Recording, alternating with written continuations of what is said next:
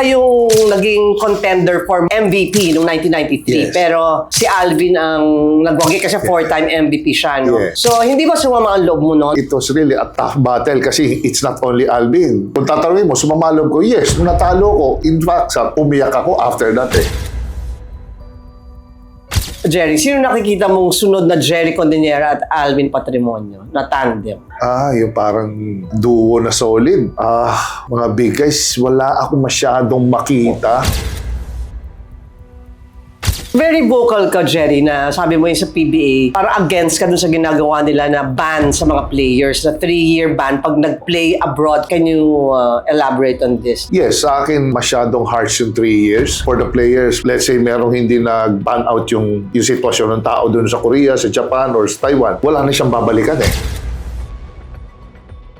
Kung ang laro mo hindi outstanding, hindi sila kumukuha ng developmental type of player dyan. Lahat ng kinukuha nila dyan, instant, ready to play, talagang they will deliver right away, talagang may result agad. Yung anak mo, following your footsteps, si Manu, nasa PBA na, no? Wala pa. Wala pa ba? Under training pa. So, Pero syempre, maging pressure sa kanya yan to live up to your legacy. Yes. Yung nangyari kay Kobe Paras, na nakwento ni Benji dito na first time na ni-reveal na mag-quit na nga sa professional basketball. Don't you think magiging problema yan ni Manu? Talagang hindi pwedeng ikumpara sa anak ko, hindi niya magagaya yun eh.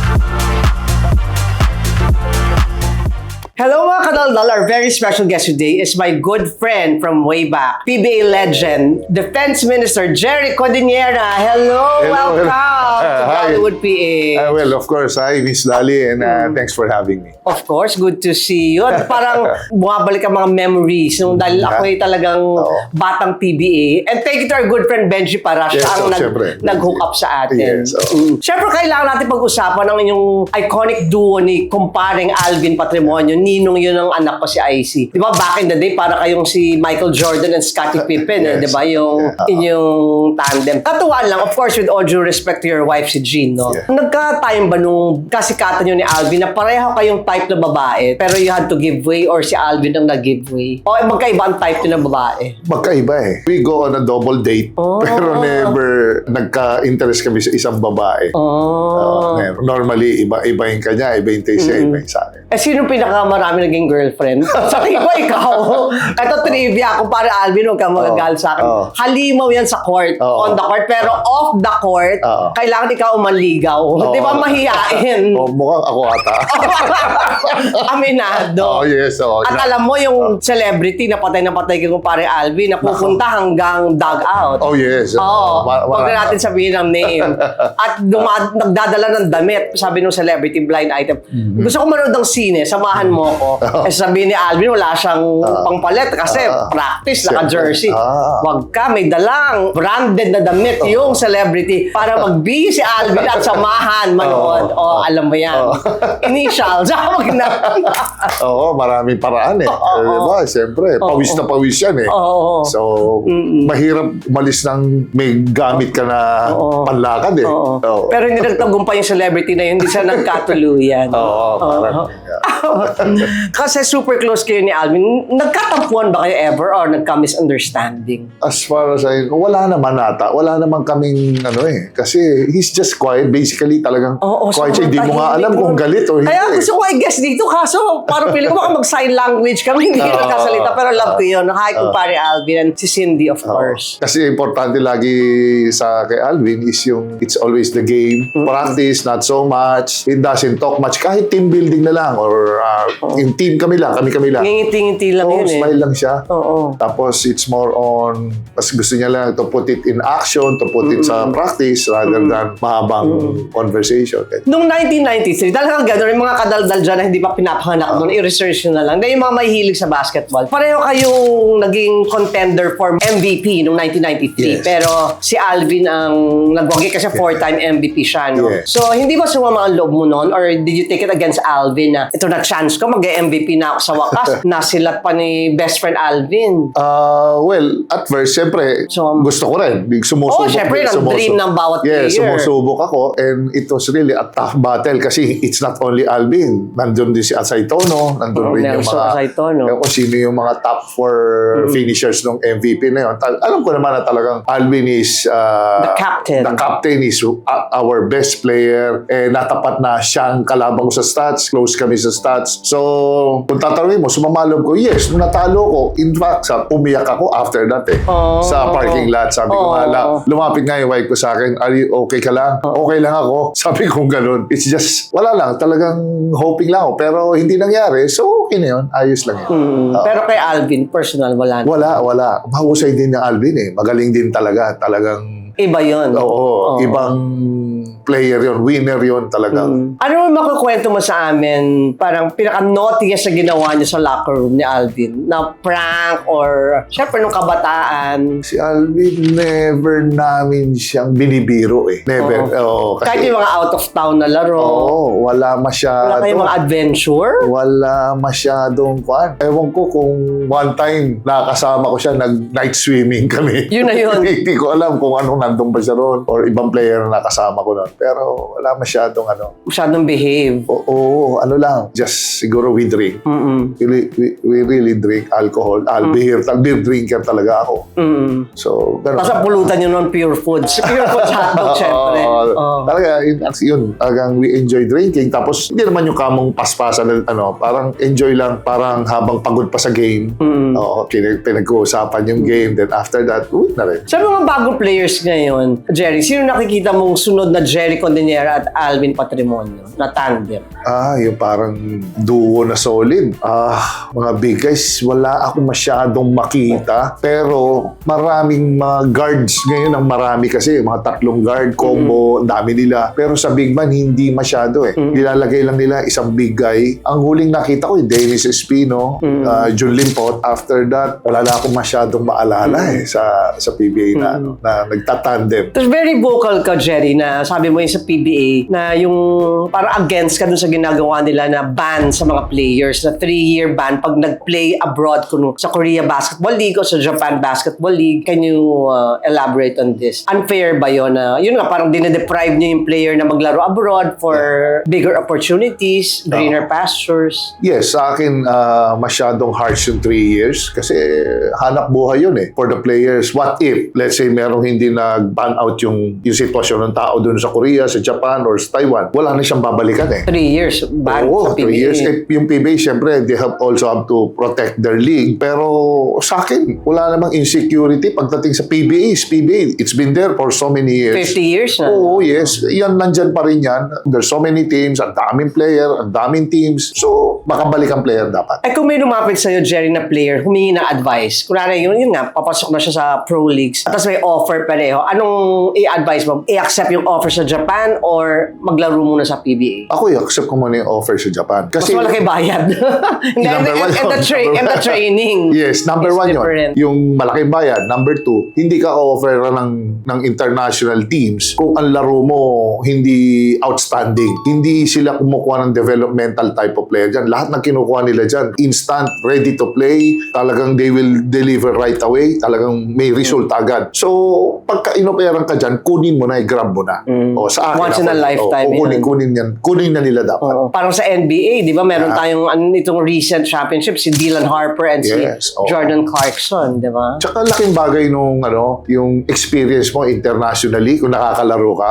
Iba rin yung feeling na iba-iba yung kalaban mo ng mga iba-ibang height, mga imports galing sa US, iba-ibang Africa, Europe. So, At yung anak mo, following your footsteps, si Manu, nasa PBA na, no? Wala pa. wala pa ba? Under training pa. So, Paano mo doon, binabalance yung pagiging coach niya and as a father? Kay Manu, no? Am I yes, right? Manu. Yes. How old is he? 25. Now, for me, sa kanya kasi, sabi ko, tinitignan niya rin, explore niya rin yung other than basketball. Kasi alam mo naman ang turnover sa PBA ng mga players, napakabilis. 1 year, 2 years, you don't know your situation. So, syempre, galing kami dyan. Syempre, as a father, naghahanap ako ng stability sa kanya na if you do something, if you will work on something, make sure yung medyo may stable. Mahirap kasi yung magkapalit ng palit, nawawala ka sa balanse. So, kung sabi ko sa kanya, other than basketball, you check what's ibang option mo. You can work, graduate naman siya. So, yun ang... Pero sa tingin mo, magagaya niya yung mga moves mo? Gusto niya gumawa ng sarili niyang mga diskarte sa basketball? Wala eh. Magkaiba kami kasi ng game. Guard forward siya. Ako, sentro ko. Pero may pedigree. Athlete naman siya. So, he's trainable. He's a developmental type of player. Pero kung yung resulta kagad ang hahanapin sa kanya, syempre, wala yun. Pero syempre, maging pressure sa kanya yan to live up to your legacy. Yes. Jericho Diniera naman ang tatay. Parang yung nangyari kay Kobe Paras na nakwento ni Benji dito na first time na ni-reveal na mag-quit na nga sa professional basketball. Don't you think magiging problema yan ni Manu further down the road na parang sabihin na, hindi ko kaya partayan si daddy o higitan, wag na lang nga rin ako mag-basketball. Kasi feeling ko ganun nangyari kay Kobe. Feeling ko lang baka parang na-pressure siya dahil sa legacy ni Benji Paras. Talagang hindi pwedeng ikumpara. Siyempre, because of the name, there will always be pressure. Siyempre, the best thing siguro sa akin is, hayaan mo na sila mag-create ng kanilang path towards success. And sa anak ko, hindi niya magagaya yun eh. Kasi iba naman yung drive ko sa drive ng anak ko. Same goes with Benji and Kobe. So, ang dami masyadong moving parts. Sabi nga nila, siyempre, at that time, grabe yung hunger namin. Back in the day, you want to create a name para sa sarili mo, para sa team, para sa school. Tapos yung mga bata ngayon, too much competition. Yung inabot nila Kobe, so many teams. Tapos, ang daming challenges other than hindi lang naman sa game. So, yun ang mga maraming dapat mo i-consider as a player. On the court yun, off the court, si anak mo, din? Babaero ba? Katulad mo nung araw? hindi. Actually, serious siyang tao. He'll learn from your mistakes. Ano ba siya? He's into golf. Nag-golf siya ngayon. Nag-golf. Tapos he plays basketball pa rin. Continuous ang workout niya. He's on the lookout kung merong offer sa other semi-pro teams. Of course, he will choose basketball. Sobra talaga akong basketball girl. Parati ko sinasabi to, hindi ako sa starstruck sa artista, pero sa basketball players ako nagiging fan. Kaya nga ako nakapang-asawa ng PBA player back in the day. Pero syempre, change court na kami. Kasi nung hindi na siya naka-jersey, parang ayoko na. Sabi ko ng mga friends ko, pagsuotin mo ng jersey kahit tulog kayo.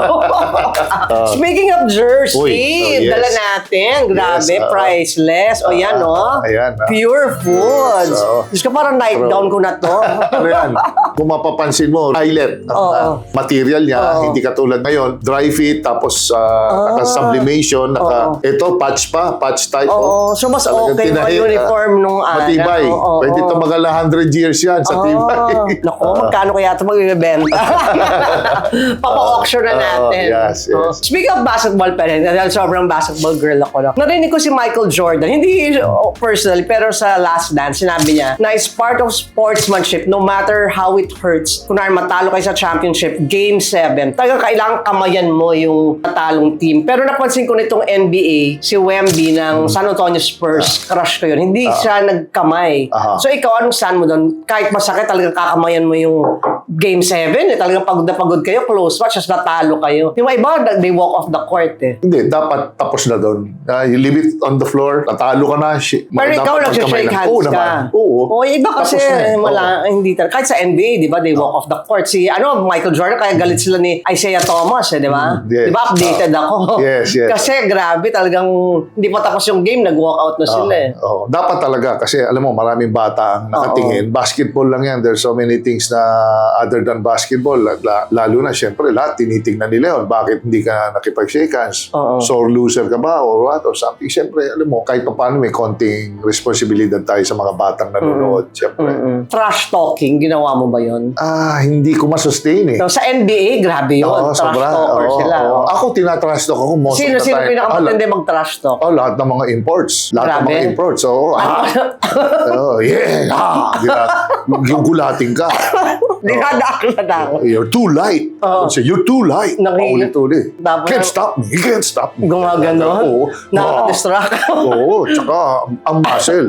Halos hindi mo makita yung lower back. Sa laki. Parang aparador. Ay, grabe. Ang lalakas. Oo, ang lalakas. Sabi ko nga, looking back, buti nagtagal ako 17 years sa PBA. Wow, tagal pala. O, physical, grabe. Si Alvin ba 17 din, more or less? Mga 15 nata si Alvin. 15, 14. Grabing physical. Siyempre, hindi natin pwede hindi pag-usapan, although nalibing na si Rene Paterbonia, the Ateneo player na nasawi sa drowning, no? Nalibing na, pero buhay na buhay pa rin yung mga unanswered questions. Natanong ko si Benji about this. Anong sentiments mo about sa nangyari? Well, syempre, nalulungkot ako because nandun kami sa ganung sitwasyon before. We were striving as a player. Galing ka rin probinsya. Hindi naman Manila, pero nangangarap ka na. Rags to riches rin. Gusto mo magkapera, gusto mo magkapangalan. Siyempre, big deal ang basketball na. Big deal ang basketball player. Mapunta sa PBA, makapag-aral ng libre, ma-represent mo yung eskwela mo, tapos biglang, pwede pala mangyari sa amin yun. Parang kumbaga sa kwan, kung inabutan ko isang team na parang may hazing, may ganun na sitwasyon, at ikaw yung biktima, pwede pala mangyari kahit sa kaninong player yun. So, sabi ko, or as a coach, nag-coach ako sa college, baka mamaya, without my knowledge, may ginanon silang player. So, sa tingin mo, hazing talaga ito nangyari? Hindi naman hazing, pero yung ganun na... Initiation. Yung ganun na pangyayari na parang team building, tapos pre-season workout. Parang di building nangyari, destroying. Diba? Parang it's their workout. So, buti lang sa akin hindi nangyari. I'm just thankful. So, dun sa talaga, as player, as an athlete, yung bata, syempre. Sayang yung potential. And siguro, I'm sure, yung lahat ng mga involved sa coaching, basketball, mundo ng basketball, they will learn from this situation. Na, syempre, kailangan talaga merong kompleto talaga ang facilities, personnel, if you conduct yung mga ganun type of workout. Kung i-alok sa'yo mag-coach sa Ateneo, afraid. Ang hirap. There are so many good coaches yung Ateneo. Oo, wala. Maraming pwede mag-coach yan sa Ateneo. So now you're busy with parang sports commentator ka ngayon. Yes, I'm with... plug yung mga... Nandun ako sa Abante, Abante Sports, Sport Talakan, every... ganda ng name. Yes, so every Mondays and Thursdays. Nandiyan kami ni Coach Jerry Esplana. Ayan, 1 to 2 kami. 1 o'clock to 2 p.m. Lagi yun. Yun ang time slot namin. I'm helping my wife, siyempre, sa mga real estate. Your wife, Jean. Paano ka pala napatino ni Jean? Napatino, grabe naman. I mean, tame. Grabe naman yung ayos naman. Grabe to, heartthrob to. Itong araw. Hanggang ngayon naman, walang pupa. Hindi, siyempre naman, dati, matagal akong binata eh. Ay, siguro. You sowed your wild oats. Oo. Kung baga sa kwan baka may mga nanonood dyan, mga ex mo. Mga laguyo mo. Ako pinaka-late na halos nag-asawa. So, kung baka sa kwan, nagsawa ka na. Nag-enjoy din naman. Nung time na nagsama na rin kami, na rin. Behave na. Oo. No way but to go forward, move up. Kung baga sa basketball, move up talaga. Before we go, Jerry, may little game tayo. Pa-cute lang. I'd like to say thank you, syempre, sa Boteju for always hosting us. Napakasarap ng food dito. Authentic and affordable Japanese cuisine. Thank you so much to Ninong Boss Vic for always accommodating us. And to Dre Francisco for facilitating our shoot. And Shirley Dimaraan for their kind assistance and yung buong staff. And sa La Carmela de Boracay, my second home, you're welcome there anytime. Let me know lang when. Pag mag-Boracay kayo sa La Carmela de Boracay kayo magstay. Sobrang affordable and cozy. And thank you to Migo Boyso and Miga Love Ohoy. Ayan, may pag-game na tayo. Hindi naman basketball, pa-cute lang. Okay, ito na parang basketball. Fast break questions. Parang top of mind na answer mo. Hindi mo na yung overthink. Yung unang pumasok sa mind mo. Hardest player na ginardyan mo? Paras. Si Benji. Best coach. Huwag lang isipin. Ron Jacobs. Toughest import. Yung kanina yung kinikwento mo. Ako, Tony Harris. Favorite thing to do after a game? Eat well. Teammate na papasahan mo ng bola pag crucial winning shot? Alvin, Patrimonio. First thing you bought with your first PBA paycheck? Auto. Sino player ang magaling mag-foul baiting? Biking. Sino player ang muntik mo nang makasuntukan dahil sa intensity ng game? Wala naman. Wala masyado. Sino ang GOAT ng Philippine basketball? Jaworski. Alvin, Mon Fernandez. Thank you so much, Jerry. I had fun. And stay happy with Jean. Yes. And I hope to see you again with Alvin next time. Sana sabay kayo dito. Yes, sure. Thank you so much for watching, mga kadaldal. Till next time. Ciao!